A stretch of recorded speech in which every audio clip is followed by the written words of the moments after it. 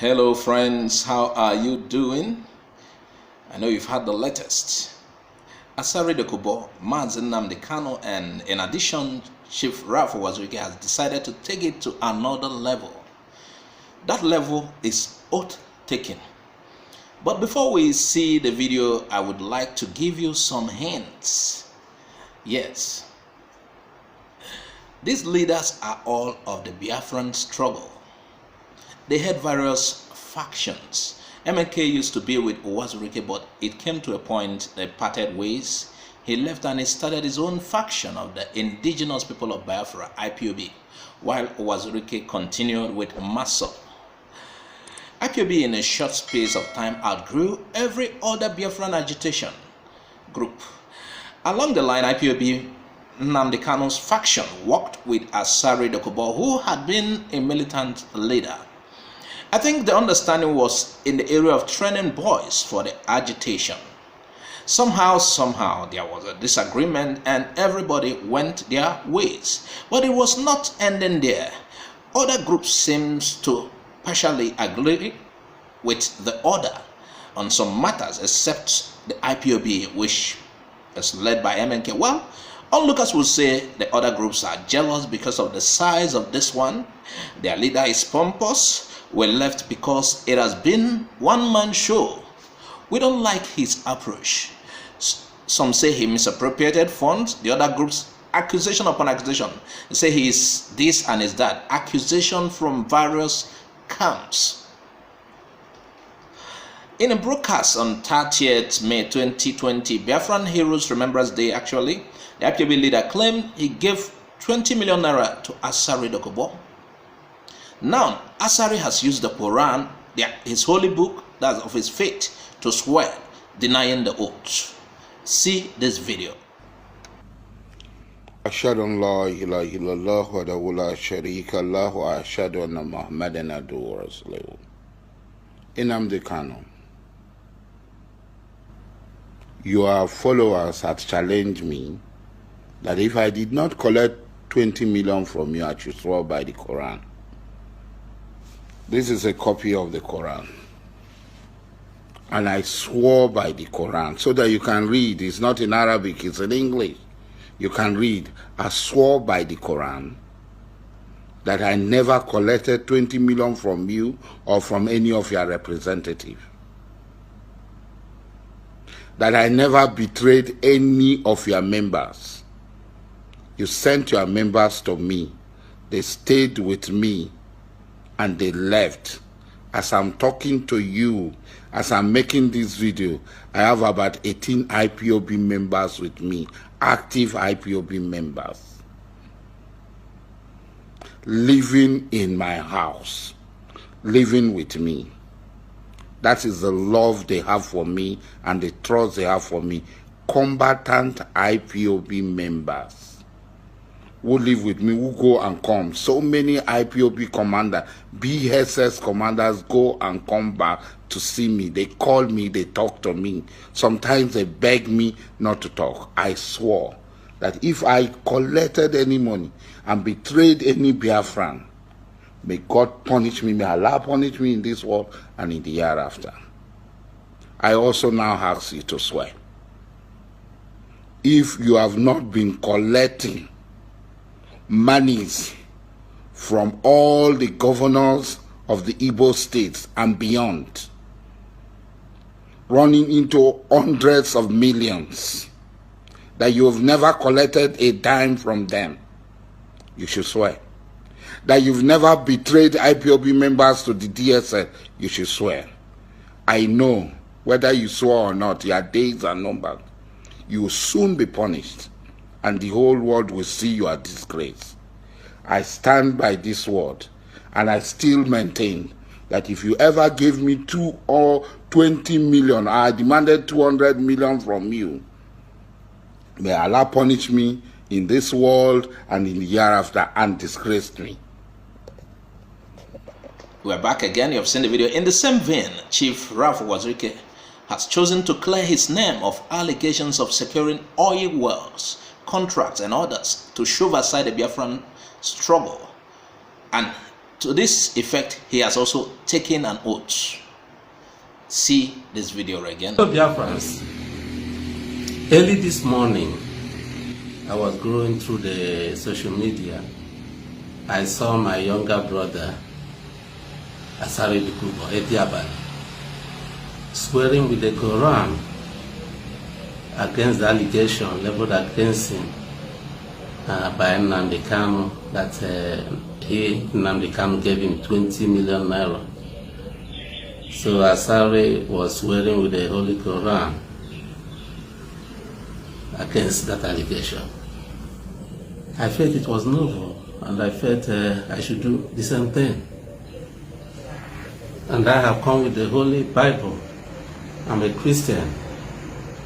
All Christians believe in the Holy Bible. Nnamdi Kanu. Since I started this struggle on 13th September 1999, if I have ever contemplated, thought about accepting oil block or money or contract or any other gesture from the federal government, state government, or local government against our struggle for Biafra, may I die a shameful death, both on earth here and thereafter. Number two, if I ever did anything like that, like accepting oil block, contract, appointment from federal government, state government, local government, may I die a shameful death, both here on earth and thereafter.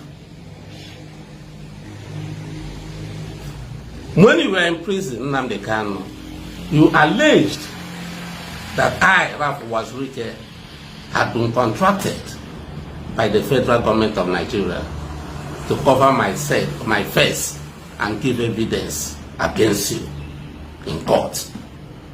Nnamdi Kanu, if anything like that ever happened, if anything like that was ever contemplated, if any such discussion was held, even on phone or in physical, may I die a shameful death, both on earth here and thereafter.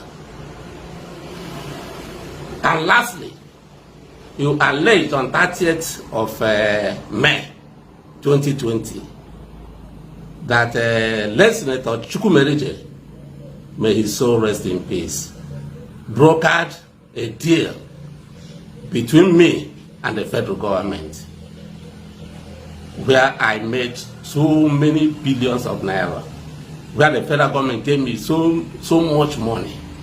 Nnamdi Kanu, if any such thing happened, if any such thing was discussed between me and late Senator Chukwumerije and the federal government, if any such money passed hand between me and the federal government, may I die a shameful death, both here on earth and thereafter. Nnamdi Kanu, you know that you are telling lies against me.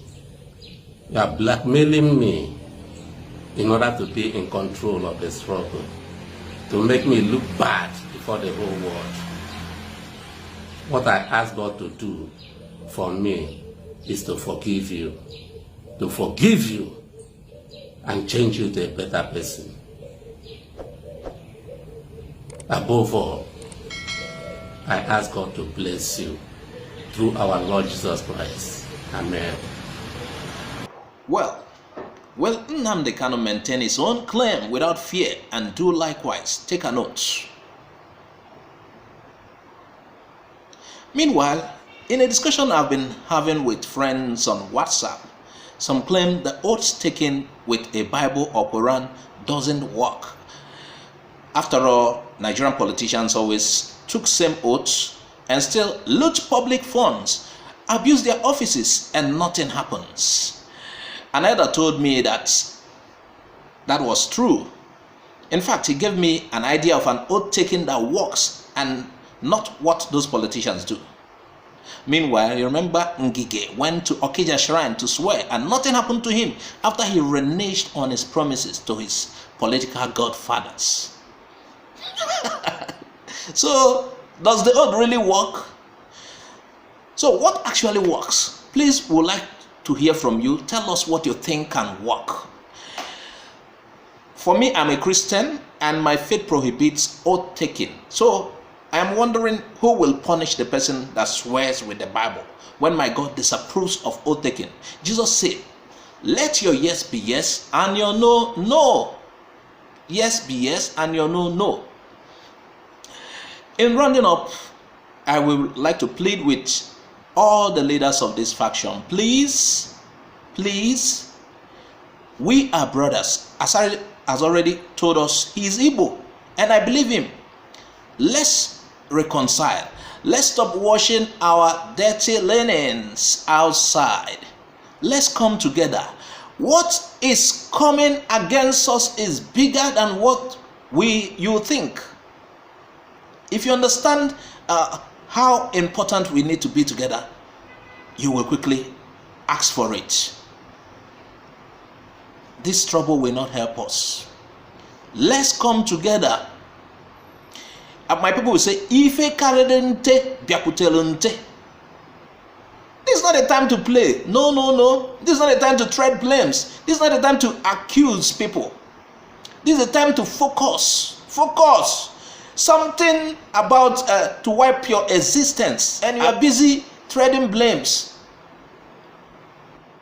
Thanks for watching Igbo Area TV. Please subscribe to our YouTube channel. Also click the bell icon. Like our Facebook page. Join our Facebook group. Follow us on Twitter and Instagram. Bye for now.